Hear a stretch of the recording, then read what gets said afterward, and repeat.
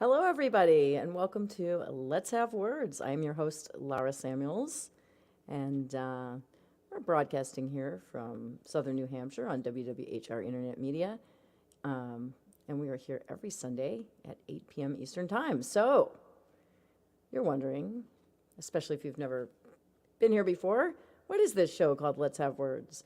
And the answer is that Let's Have Words is a talk show. And I would say the mission of Let's Have Words, although I'm still working on it, is to celebrate conversation and the importance that it plays in, keeping the peace.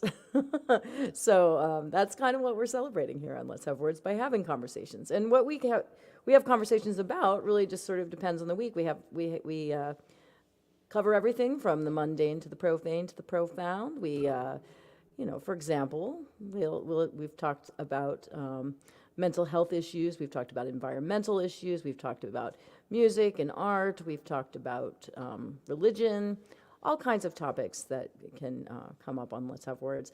And sometimes what we like to do on the show is we like to interview people, sit down and have a one-on-one interview. And on those shows, basically what happens is, audience members can, of course, ask questions or contribute with comments, but they would do that in the chat during those interview shows. And then the other type of show, general type of show that we produce is an open discussion format where we pick a topic, kind of try to find a topic that everybody can have something to say about. And people are allowed to, of course, not only just comment in the chat, but also come on into the broadcast studio with their videos on and ask the comments and questions, make comments and questions, and in that format, so they can come on with their video. And by the way, when we do that, we can have more than just one person in the studio at the same time. We can manage a discussion with 3 or 4 people, or even 5 people. So don't be shy about coming on when we have the open discussions. And tonight's show is a little different than the normal fare. I mean, I did say that, of course, we cover a lot of different topics, but so far we haven't really tackled current events or specific issues, and that's what we're doing tonight. And this is sort of a combination open discussion interview format where I'm going to invite a guest on the show, and for those of you that are veterans of Let's Have Words, you will probably recognize him. And we're going to have a discussion sort of in an interview format. But for this particular show, we are going to open the phones in the sense that we are going to allow people to come into the studio and contribute that way if they want to. Of course, they can still. Audience members can still make comments and ask questions and put those in the chat. So we're kind of doing a hybrid version of Let's Have Words tonight, and we're tackling a very specific issue, which is different for us. We kind of like to keep our topics broad, but we thought because many of us are very surprised by what's happening in Ukraine with Russia's recent invasion of Ukraine. And many of us are angry about it, confused, maybe even a little scared that it could, kind of escalate into a broader conflict. Of course, with Vladimir Putin throwing the nuclear word around, we're a little bit, that's making people incredibly uneasy. And not very many people are certain exactly why this is happening or what's going on. It seems to many people to be entirely unprovoked, and definitely a case. And Putin has been called everything, even by our very own President Joe Biden. He's been called everything from a war criminal to Biden just said yesterday that he shouldn't be in power. They backpedaled on that, I guess, a little bit, but still, that's what came out of his mouth. So, some pretty hefty verbiage coming from President Biden these days, and And it's, done a lot, of course, to galvanize the NATO and other countries pretty much in alliance against Putin, who seems to be, at least for the time being, very isolated. But so, of course, that's just kind of a summary of what's happening, but many of us are very confused by what's going on, and we don't have a lot of historical context. And so what we thought we'd do tonight, because our friend Conrad Tochilovsky, I did it, Tochilovsky, I think so, he'll tell me if I did it or not, is going to come on the show tonight. Many of you that watch the show regularly understand that he is a frequent caller on Let's Have Words. But the thing about Conrad is that he actually has some special insight into this particular issue, because he is from Poland, and he is very knowledgeable about the history of Eastern Europe and Russia, and can perhaps give us a little more context as to what's happening. And so that's why we decided we would interview Conrad tonight on this issue. And of course, we'll just open the phones pretty much right away, and people can call in or chat in with questions and comments. Okay, so that's what we're doing tonight. So our topic is Ukraine and the conflict in Ukraine, and we're trying to sort of flesh out a more, a historical perspective on what's happening, and have a deeper understanding of what's going on. So hopefully Conrad can help us with that. So I hope Conrad is here to, okay, good. And he can pop on any old time. There he is. Hello. Hi, Conrad. Hi, Caitlin. Did you hear me pronounce your last name? After the third try it was fine. Well, I really only tried once. I hesitated a couple times. Well, that's what I'm talking about. Yeah. So when it actually managed to make its way out of my mouth, it was okay. Yes. Excellent. So that's good. That's good, because I do have trouble pronouncing it, your last name. So tell us, Conrad, before we start talking a little bit about the conflict itself, why don't you just give people a quick summary of your history, your personal history. You were born in Poland. Correct, yes. Yes. So continue the story from there. Well, so I left as a teenager. I was about 16, so I got to have a little bit of the grown-up stuff as far as history, as far as talking in context of what we are doing here. Yeah. So I was a little kid, you know what I mean? Yeah. So I did grow up to some degree over there. I finished growing up here, but Right. But I did some of the 2 years of high school and things like that. And people started treating me like as an adult. So I did Right. some of it. I was young, but so Yeah, so you were born and raised, your formative years you spent in Poland, and you still have lots of friends and family that are there now, and that you're in contact with, well, correct? just family, no friends. No friends exactly, but family. That's right. So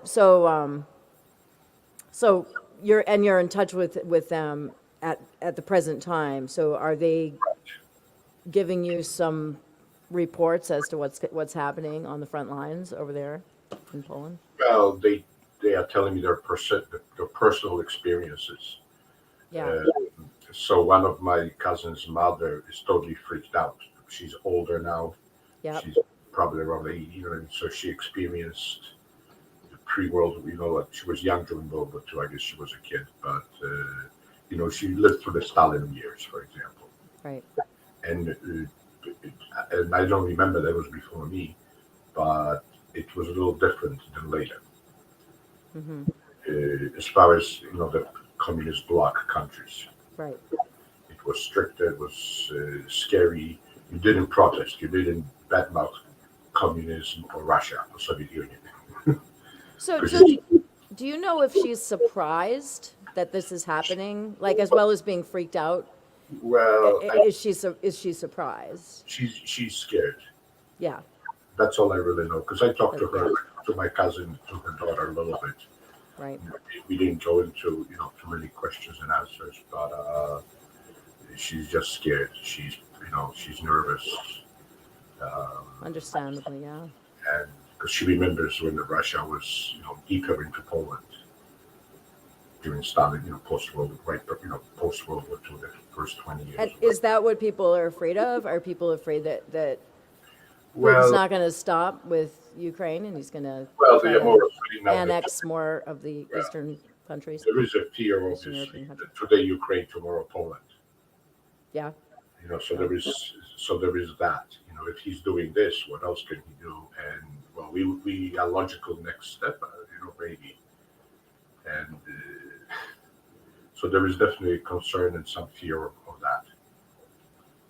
Do And you, my other cousin, she tells me her, sort of experiences with it. Three of her neighbors, they have houses with extra rooms in them, and they took 20 Ukrainians in each or something. So she's spending her time now bringing them to stores to buy them things to set them up, so they can stay reasonably comfortable. So she's actually busy helping them out. how were those arrangements made? Were these people that they had connections already, or is there a sort of a Yeah, she didn't explain to me the details yeah of the mechanics from the border to. I know there's people who are bringing them in, and then so there is people in the middle organizing it, Polish people, right who put the Ukrainians in a truck, on a car, on a bus. They use trains, I guess, as well, and they arrange. Oh, you can go here, you can go there. So there's people who work actually more actively. I don't know anybody like that personally. I mean, directly. You know, but there is definitely lots of Polish people organizing, coordinating. When people come through the border, or you can go here, you can go there. People volunteer, and there's people who connect the volunteers with the SKPs. I see. Yeah. Yeah, and I don't know a lot about the mechanics. You know what I mean? Like, because we didn't. Right. We talked about this stuff somewhat, but not. I hear some of this on TV and some of it. Hmm. But yeah, she has on her street there is only 10 houses, and there is 3 houses, and there's like 40, 50 Ukrainians living there now. Oh my, yeah. 10, 15, 20 in each. Not just 2 or 3, but large. And these are regular houses, not hotels, Sure. not mansions. Right. Just people have extra room. I'm sure they're just thankful to be out of danger for now. So she's shocked, that on her little tiny street, because she lives outside of Warsaw, Right. not in a city where it's dense, but where there's lots of people. It's more like a country, like a suburbs, if you wish. Now it used to be a little bit of a countryside when I lived there, but it became more a suburb now, because more people also sort of expand, get more civilized, if you wish. Used to be fields, now there's houses where there used to be fields. Right. Things like that. So, and on her little street, there's 8 houses. There's 3 of them with Ukrainians in it, and she is like so strange, so different. You know what I mean? Yeah. So I'm getting more of the personal, Right. You're getting the individual experiences, personal experience. how people are being personally affected. Right, not so much about The politics. Or like how is it organized, how does it work, more I like see. how they Yeah. feel. Got it. And again, when your cousins talk to you, that's what I mean. That's more that they want to share their emotion. You know what I mean. The feelings, if you wish. Or, Right. Of course. talking to your brother type stuff. It's you Yeah. don't talk about politics. Like the mechanic. Got So it. yeah, so I'm just getting that type of sort of direct feedback, if you wish. Got it. So, do you have an opinion on Vladimir Putin himself? Well, as he's getting older, he's always was tough. He Yeah. always hated whoever was the guy after Brezhnev who broke up Soviet Union. He hated him. He was a big failure. He spoke very negatively of him. Who was that? I keep forgetting. Are you talking about Gorbachev? Gorbachev, right? Yeah. I keep forgetting his name, Gorbachev. Yeah. But he spoke very negatively. He ruined the country. So he always felt the way he's acting now. You know what I mean? He always preached of. Do you think when he throws around the nuclear option and, you know, and says makes other very frightening threats, do you think that that's bravado, or do you think that that should be taken seriously? I think it's more, I don't know if the word bravado, I'm not sure what that means, but Just just saber rattling, oh, I'm gonna beat you up, but not really intending to do it, just to scare people. Spanish a lot in a week, but no, it's essentially he's showing his horns, right? So I guess, Yeah. Yeah, showing his horns. That's a good way to put it. well, that's my version of Yeah, just showing his horns. So, because Yeah. it's obviously an option. It's been an option since 1945 or six or seven. You know what I mean? But I think that's very talking is one thing. You know what I mean? yeah, Starting a nuclear war, they're gonna lose. Everybody's gonna lose. It's been known for when there's two superpowers were to do that, they both gonna lose. Right. There's no way for any winning. Of So- either side. what do you think?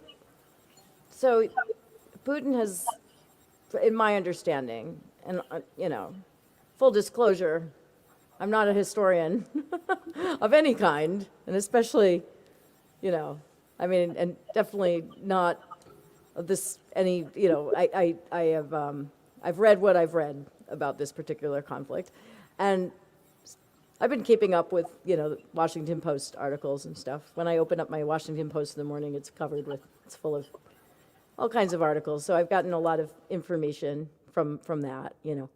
But my understanding is that Putin has several justifications for his invasion here.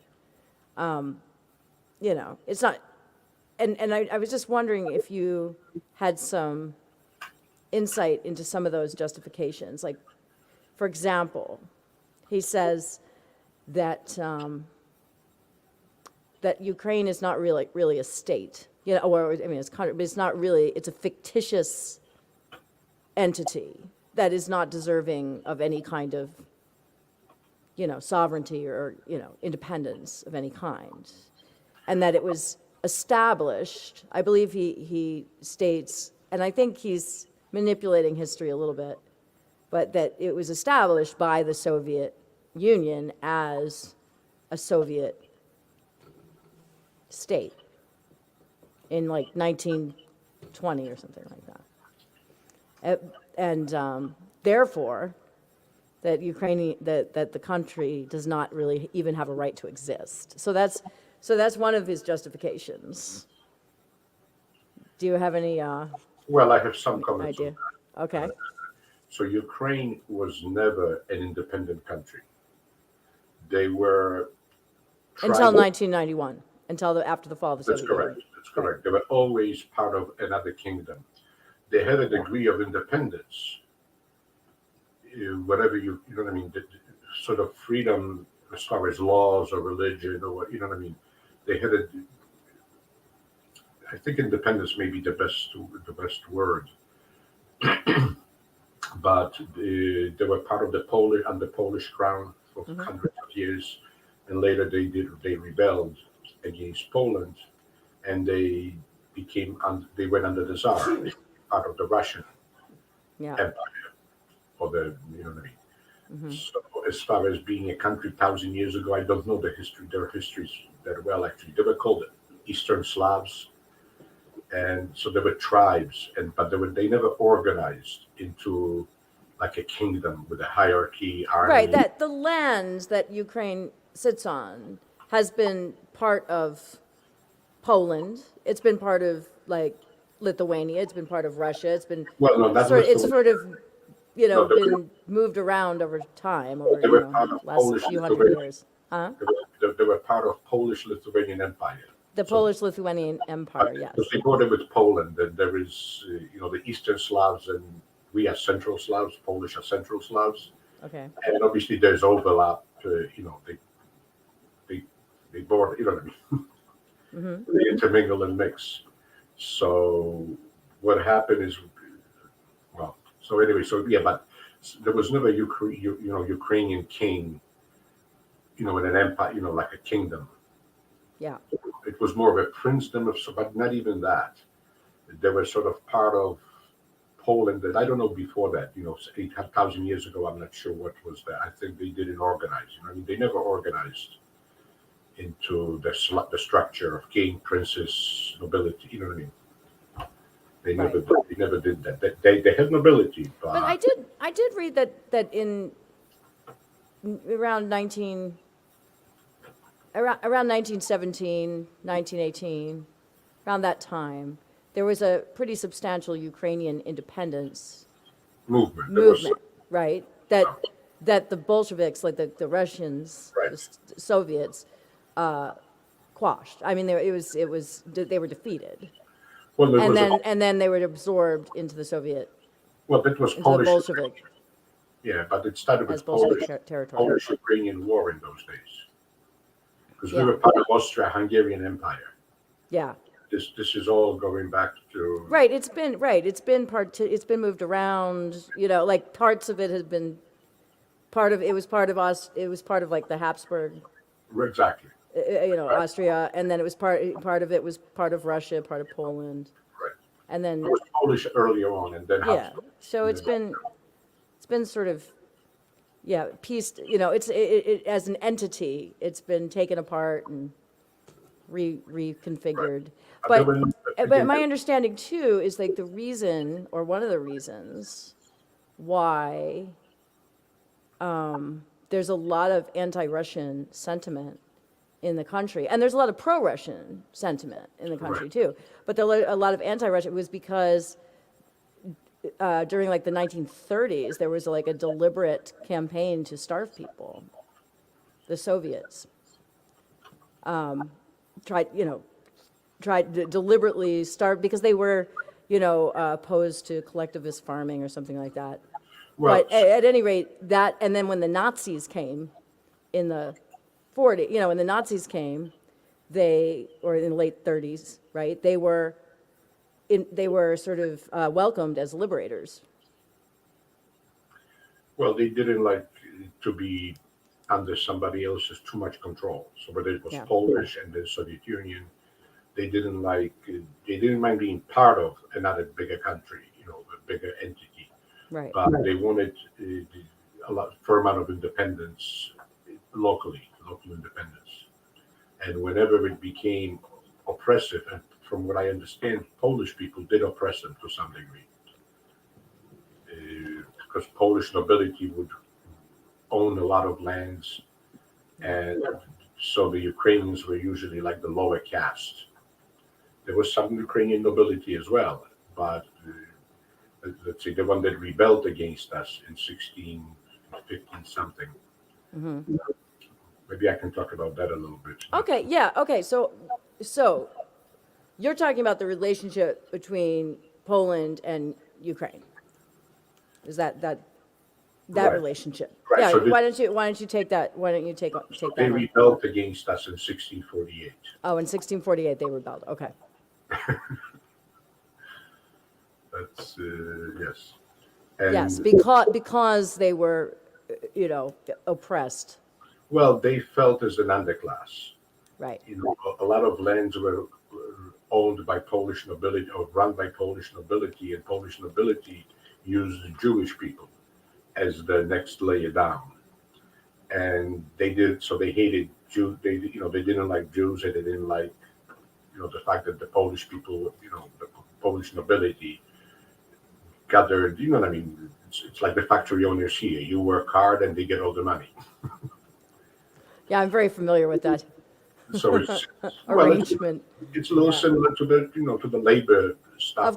Of course. So what you're saying is there's a lot of residual hostility from I'm not that sure, no, period. but this is 400 years ago. This is over. This is. Right, but still, conflict, that sort of stuff can linger for a But while.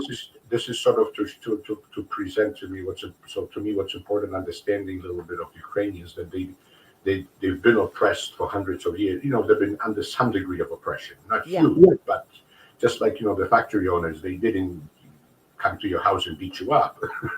you know, they didn't arrest you if you didn't come to work or something. But Hmm. the people felt they were taking advantage of, and so it's similar over there. They were sort of the underclass for hundreds of years. First it was Poland, a little bit of Austria-Hungary, the Habsburgs, and the Soviet Union. So they do feel as the underdogs. I think, that's my understanding at least. Right. 'Cause, So they have a very strong sense of this a desire.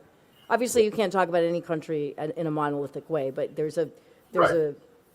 a strong desire to be independent. Right. To a lot of national pride. Right. So Yeah. what after the fall of Soviet Union, if you want to talk about what the Putin thing now, they Yeah. wanted to join EU, and he says no way. If he was in power, instead of when Poland was just starting, after the fall of Soviet, he would have tried to prevent Poland from joining EU, NATO, because now we can have, American troops on Polish land, meaning border with Russia. You can have American troops, Yeah. which is what he would. That's his main. The superpower is on our borders, not we on their border. You know what I mean? They are not in Canada in the border with Maine. No, they are in Poland already. So 30, 40 years ago, Putin would have done the same thing with Poland. Whenever whenever we joined NATO, and to prevent essentially the Americans. Yeah. That's the real, not a conflict, but the competition. Those are the only people that can control them. That can demean Russians. Yeah. Do you know anything about this denazification business? Which is, I was at least trying to sort of enumerate some of Putin's justifications for this invasion. And one of them is that Ukraine isn't really a country, that they're part of the Soviet Union, basically. And he's just reasserting that. Another justification was this denazification. Like, where does that come from? I don't know. I haven't heard much about that. It probably has something to do with what you mentioned earlier when the Germans When they embrace the they treated Germans Israeli as liberators. from Soviet Union, and it's like, yeah, we got rid of the Ruski, of the communists type thing. Right. So there was a degree. So there was some percentage of Ukrainians that welcomed Germans. See, Polish never felt that way. Right. Again, I think it's a different history between Polish and Germans. We fought for 1,000 years, so this was just the 11th time we had to fight them. With Ukraine, Germany never really went into Ukraine. I don't think before, historically. So there was no. To them, there was just something new, different. Hey, they got rid There of was the no Russians. precedent. Yeah. They got rid of the Russians. Hey, great. Yeah. They didn't. So that's probably historically where that And came I from, think that's where the it comes from. denazification angle. Right. Yeah, yeah. So for those of you that are listening, this is Let's Have Words, and we're having a conversation with Conrad here about just the Ukraine conflict that's occurring right now. Many of us are very rattled by it for a variety of reasons, and we're just trying to, maybe just get a little more insight, a little deeper understanding into what's happening. It's very complex. It's a very complex issue. So Conrad was born in Poland and born and raised. He spent the majority of his childhood in Poland and has a lot of family that's still in Poland at the present time. And so he has a perspective that many of us, a deeper understanding of what's happening. And so we're trying to tap into some of that wisdom, some of that knowledge here, Yeah, so we can have a deeper understanding of it too. None about wisdom. Well, I mean, you definitely have, more, a more nuanced understanding of the whole thing, so, which is helpful. Because I find it completely confounding, the whole thing. I'm very confused. I Yeah, mean, so I have some understanding of the history, but still, I feel very, and I'm completely unsettled by it. I feel, and I'm not sure how unsettled I should be. Hi, Aspen. How's it going? Aspen's also confused. See, I'm not the only one. Thank goodness. and to me, So, it's go ahead. confusing. To me, it's expected because Putin threatened 10 years ago whenever Ukraine wanted to, they talked about joining EU and NATO. They said, if you ever do it, I will not let this happen. Right. So that's another justification. So that's been Is going right. on, and now I think again, I don't follow this, the events closely. If they made some attempt, what I mean, if they progressed in joining EU and NATO, but what I mean. So I don't follow I thought Ukraine. they did join the EU. I thought they didn't join NATO, but they did join the EU. They tried. Maybe There was a pro-Russian president, and I That's can't what I'm talking recall about. his name, who Right. who was impeached. So I don't even know that. I didn't even know that. Yes, and I think that after that, they joined. They were they were successful in joining the European Union. I could be wrong, Yeah. But but not NATO. But still, there were some advances made. Like like it seemed eventually they would be Right, it's allowed the- into NATO, and that's Right. enough to It's the upset step-by-step. Putin. Right. It's the step-by-step process stuff. So they made another step, and that's what at some point Putin drew the line too far. You're Yeah. going too far. You're going too far. Stop it now. Now, well, how much do you know about the Donbas region where sort of this whole thing started? Like, what's going on there? Do you know anything about that? Because he annexed, Russia annexed Crimea in like, what, 2014 or something like that. And then the Donbas was that region of Ukraine where this all began, where I understand there's a lot of sort of pro-Russian Right. Well, sentiment. Crimea historically was Russian. Yeah, I mean, historically for hundreds of years. This is where Tsar used to go for vacation because it was warm right. in the winter vacation. Again, I don't want to. But isn't the invasion of Ukraine just an extension of that? Because it was the beginning. That was the beginning. It was the At the beginning. annexation of Crimea Right. was the beginning. And the further you went east, the more pro-Russians they were. So they actually didn't mind it at all. You know what I mean? Because this is how it was for 500-600 years. There was less opposition in Right. Crimea to that, Exactly. right? And then same thing with the Donbas. There's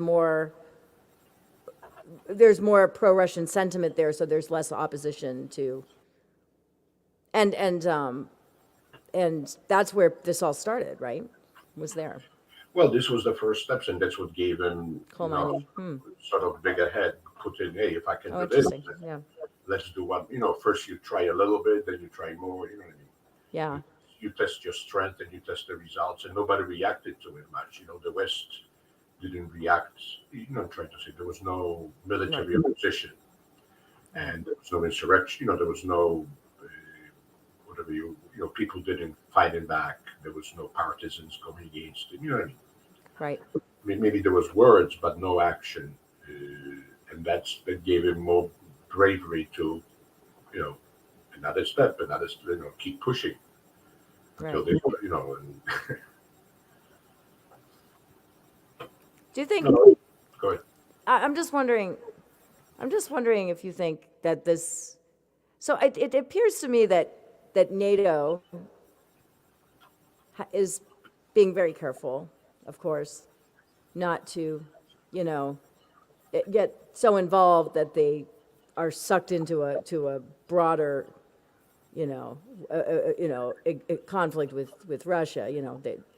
And this to me seems like a very delicate situation that could, lead to a much bigger, conflagration at some point. Eventually, If NATO doesn't play their cards right, or maybe it's inevitable. I don't know. So for now, U.S. send 10 or 20,000 troops into Poland, Yeah. not far from Russian border. I didn't follow the details. I didn't read up on it. I just had like a minor, little bit of the digits and some troops. Not super close, not right at the border. You know what I mean? Right. And So it is there is some escalation. right, And then and Biden said yesterday, about the fact that apparently he did it off the cuff too. At the end of his speech in Warsaw, he said that Putin shouldn't be in power. well, because there is a fair amount of Russians that generals and upper that don't like what's going on. Yeah. For a number of reasons. They don't want World War III because they're going to lose. That's how they feel. Hitler was an example. Germany lost. Well, they will lose too. They are big, but they ain't. Yeah. I mean, who's even supporting Putin at this point? I mean, some people within the country. There's obviously some pro-Putin, but even within Russia, there's a lot of opposition. That's what I Obviously. understand. That's Yeah, what I people are fleeing the country, and there's and there's a crackdown on freedom of speech and That's right. So Yeah. things are getting worse over there, and people don't. They've been afraid of Putin. Is a little bit like Stalin. Things are. yeah, You can't. If you say something loud, in public against him, there's a good chance you'll be put in some kind of a camp. At least that's what Stalin used to do. right, Like a concentration camp stuff. Not like German, but a pretty big, prison work camp, whatever. right. They would send them, like far. Yeah. Well, Tsar used to do that too. So this has been Russian tradition for a Yeah. long time. And I understand there's a lot of intimidation and a lot of Right. so Right. even Russians, a good percentage of There's a lot the of Russian population is opposed to this. Right. There's a lot of And- opposition. And Well- I mean, is anybody supporting besides I guess there's some I understand that Belarus is like an ally of Russia or whatever, but besides for a few minor players, pretty much he's isolated. I mean, he's how can he get out of this ever? I mean, it just seems to me like there's so much there's so much opposition to what he's doing globally that it seems to me that this can't be good for him in the long run here. Well, he's been in power for a long time. He's Yeah, close how to, long has he been in power? I don't remember, but he's close to getting closer to retirement. So Oh, I think that's part of it. That Yeah. before he goes away, retires, dies, whatever, he wants to accomplish something big. this is his legacy. Yeah, Right, go into history. Exactly. Legacy is a good word. yeah, So I think he has a personal sort of, again, he used to, I remember because I used to watch TV more, I was more interested in this years ago. He really badmouthed Gorbachev. yeah, Really spoke like he was a piece of crap. He Right. ruined us, he destroyed us. Shame on us. Shame on him, So he Right. was very, so, he has a little bit of the, whatever you want to call it. He wants to wear a crown and be a, conqueror. Well, he's an autocrat. He's an autocrat. Hitler had Like that. like Trump is an autocrat, and Trump had that. Hitler had that. yeah, So there is, it's not unique. Too. No. No, certainly not. But I'm encouraged a little bit by the level of it's just how the world has reacted to this. There's Well, a lot of there appears to be a lot of solidarity. Well, definitely EU, definitely Europe, and definitely China. I'm not so sure they are. Yeah, China, right, that's true. I know in Poland, my cousins are leery of China. What are they going to do? Because they're afraid that China's gonna ally Support Putin. themselves with Putin Exactly. on some level Exactly. Well, and help them out. China is another sort of empire that's competing with the U.S. Right, of course, right. Directly, many ways. Yeah, And so they feel a lot of, a degree of commonality with Russians. Hey, you're against our enemy. Well, you are our friend. yeah, sure. You know what I mean? Hmm. So that's And I know my cousins are leery of that, afraid of what is China going to do? Because they are, Well, I don't want to get off talking about China. One reason is, I'm not, I'm not exactly, a China scholar either. But, just but I did listen. I was listening very carefully to some of the discussions that were occurring several months back about, how China, has been developing their military. And I think a lot of people feared this very thing occurring with Taiwan, where, where China would attack Taiwan, and that would bring in, other people would have to defend Taiwan, and then that would result in some kind of like a global, a more, would escalate the conflict to the level of being, a world war. So some people were warning about that with China, and then this happened in Russia, where it's sort of the same thing, where I think a lot of people are worried that it could escalate. And I do wonder, and I don't really know if Putin has, I think I asked you this, but I don't remember if we really discussed it in detail, but if Putin really does have broader ambitions, like if his, take Ukraine and then, keep going. Well, but then it's more likely it would be the Baltic republics, Yeah, not what used to be part of Soviet Union. Poland was never part of, Poland was an independent country after World War II. We of were course, right, part of the Soviet bloc, but it's not the same as a republic. right, got it. We had our own army, our own flag. Mm-hmm. We were an independent country. But those countries, Estonia, Lithuania, they were republics. The Baltic states, as they are called. Right. So he wants to reinstate Soviet Union. That's essentially would be his dream. Right. That's what's happening here. For sure. That's what it seems like. Yeah. Right. So Poland is not, I don't believe Poland is that much of a threat. But the other old republics, Yeah. that's a different story. And Ukraine was a republic, as well. Right. So he's starting with them because that's where there is sort of Russian population, and Crimea is really Russian. It has been Russian for hundreds and hundreds of years. Yep. So, well, I wanted to say something maybe about Go ahead. Polish and Ukrainian relationship. Yeah, go ahead. Yes, please. Do talk about that. Mm-hmm. So, the rebellion they did 400 years ago, we don't remember much. I mean, we are taught in high school, in school, as far as history goes. And they murdered 1 million or 2 million people. But it was mostly the Polish nobility and Jews, the people who they had contact and they felt oppressed by. So it was substantial. Yeah. As far as they did, Cossacks were mean people. They were not nice. They were not just.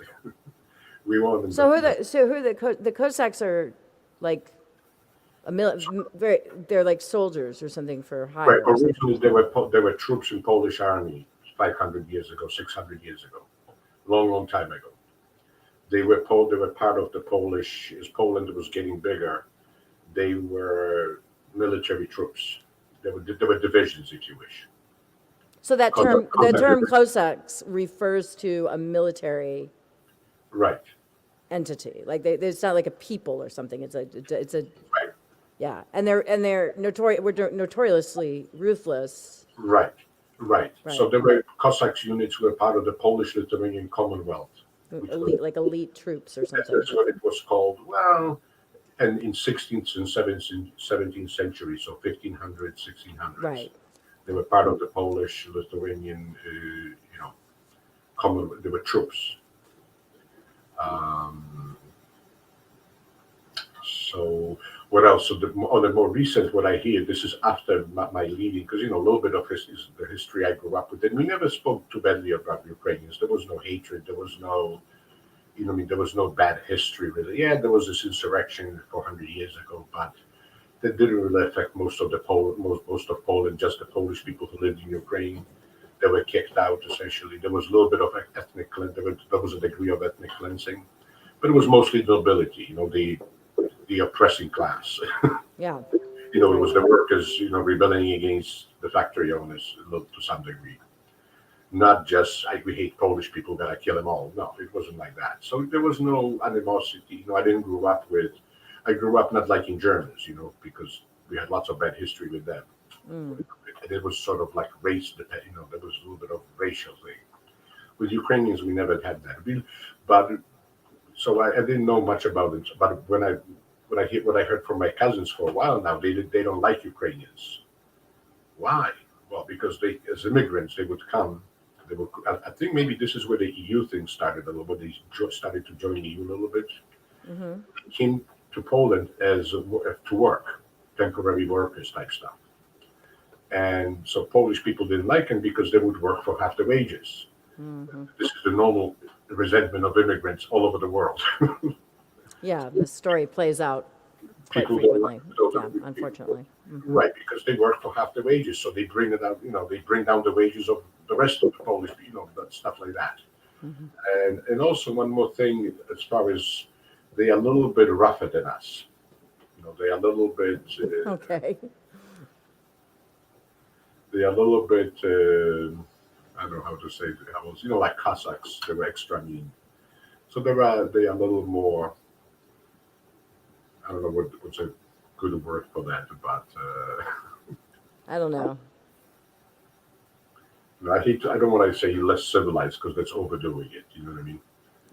Yeah, that's probably not a good term. Right, that's overdoing Yeah. it. But they were a little bit, it was not a racial thing between us and them, but there was more like the country people and a village, in a city people. There was a degree of resentment. There was a Yeah, degree a little bit of animosity between little bit some of people we for looked down, a variety of reasons. right. We looked down on them, especially when they started to come as immigrants. So do you think some of this will change some of that? Oh, that's already obviously changing because we're taking them like family now. Right. You know what I mean? Just like Yeah. if you have a But younger. I mean, I do think there will be lasting effects that Well, I for, think- it would benefit, in a positive way Well, in personally, terms of how people regard each other. I think in that way, it's a very good thing because now we're going to understand that yes, they are a little rowdy or a little whatever, more than us. Come on, Rick. Come on. I don't even No, but believe it's that. like you have two Anyway, go ahead. brothers and they are, listen, Yeah. Kevin, you can have two brothers and one will be a little different than the other. No, I understand that, but we're talking about a whole country full of people. No, but A little But hard what- to characterize the whole No, but group of people. what I mean is it's going to bring us closer. Yes, I think that's a good thing. That's what I was trying to Positive, get. right? No, You know, I understand. little No, that's good. The little difference the little differences that we would look down upon, like, Yeah. oh, we are a little better than them. Now it's like, nah, that's nothing. Good. Yeah, we have, my cousin is different than me too. Ha ha ha. Good. I'm trying Yeah. to say it's gonna become. It's no longer like Ukrainians. A little bit, below. Yes, us. I understand. Yes, there's going to be more brotherhood. Exactly, And and I think that's sisterhood. a very nice. I think it's a Yes. very positive thing. Right.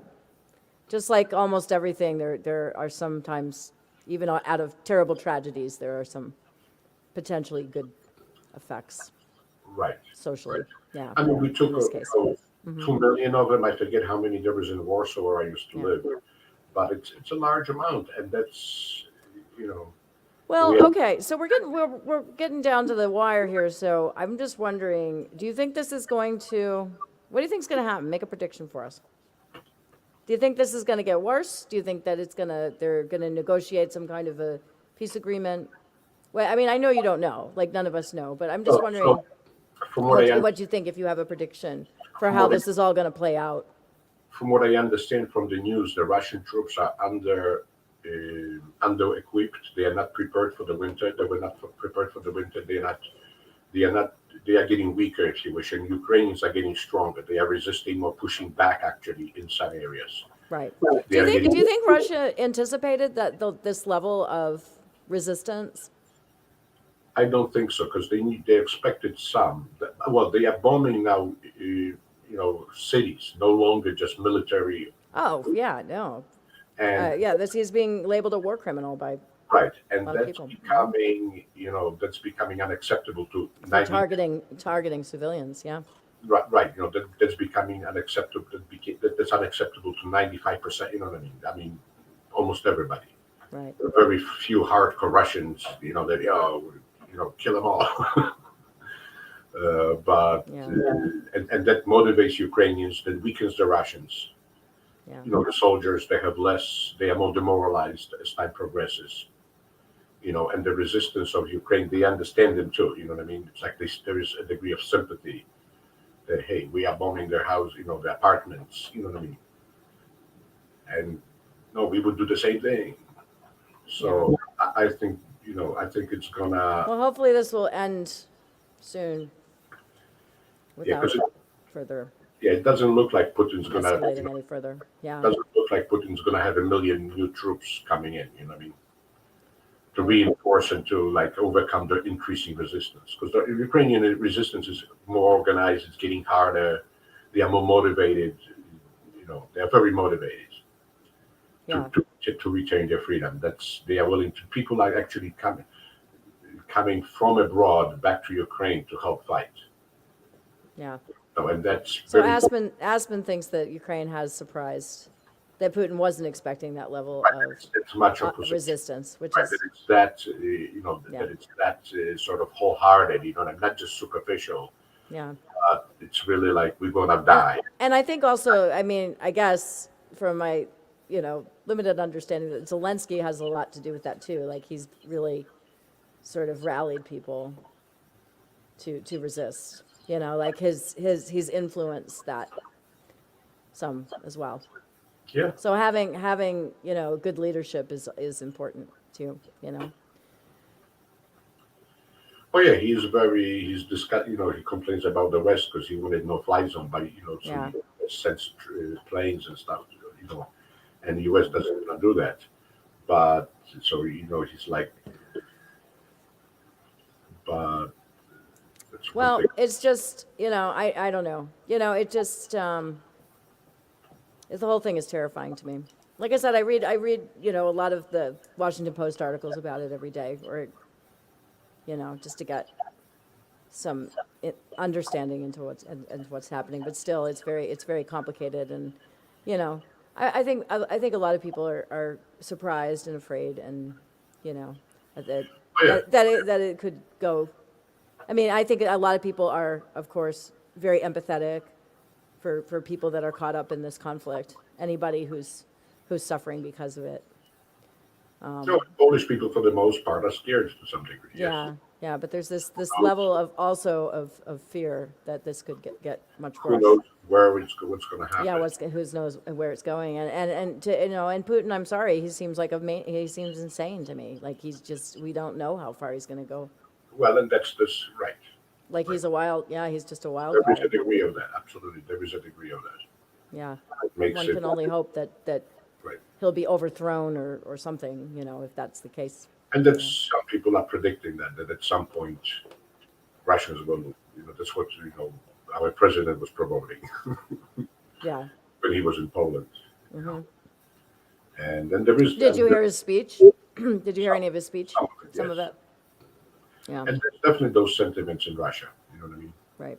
That we have a crazy guy up top now. He's going to cause us nothing but problems. I mean, they froze their banks accounts. So they are getting it. They are having a recession now in Russia. Yeah, the sanctions are working a little bit. Right. Starting to work. McDonald's, a lot of businesses moved out. Right. A lot of American or international businesses moved out. And that's, that's going back to the Soviet era. They don't want, people didn't like, it's miserable living. Yeah. McDonald's may not be a good example, but just in general, the Well, you know what? We should talk about that someday on Let's Have Words. That would be just a topic for another day. So, Conrad, I want to thank you so much for talking to us about this. You definitely have an interesting perspective, a little different than most of us, I think, that do not have those ties to the region. So, thank you very much for coming on and offering your knowledge on this subject. Anything that we didn't talk about that you want to say about it? No, I think I've touched. You think you've touched most of your main Yeah, a points? little bit Okay. about Okay, good. the big thing is what in America people don't understand, like the Polish mentality, a little bit Ukrainians, that we are cousins, but there's also been some differences. You know what I mean? And with the EU, like the working class, Right, when the right. workers started to come in, there was a little more resentment, Right. things like that. but there was no hate. Obviously there was no hatred or anything like that. Well, I that's mean, good to know. we are taking them in Yep, as friends, as cousins, and good, fabulous. That's good to hear. Always nice. All right. Well, thank you, Conrad, once again for coming on and talking about Ukraine. So that's a little different for Let's Have Words, but we don't shy away from anything really, and we thought we'd try some current events today. So next week. So moving to next week. Great conversation. Thank you, Ronnie. Thanks for listening, and thanks for being part of Let's Have Words as always. So next week we have an interview lined up for next week with Ron Hill, and he will be talking about the transformative power of music, particularly for people with autism, people on the spectrum, and how important music is for people. So that's going to be a great discussion, and I'm really looking forward to it. And that's going to be next week. And then we also have some. Thank you, Aspen. Thanks for participating. I really appreciate it. And Aspen's a regular commentator now, it seems like, on Let's Have Words. Hopefully that will continue. So so that'll be a great discussion, and I hope you guys can come on for that. And in the meantime, peace, and keep the lines of communication open.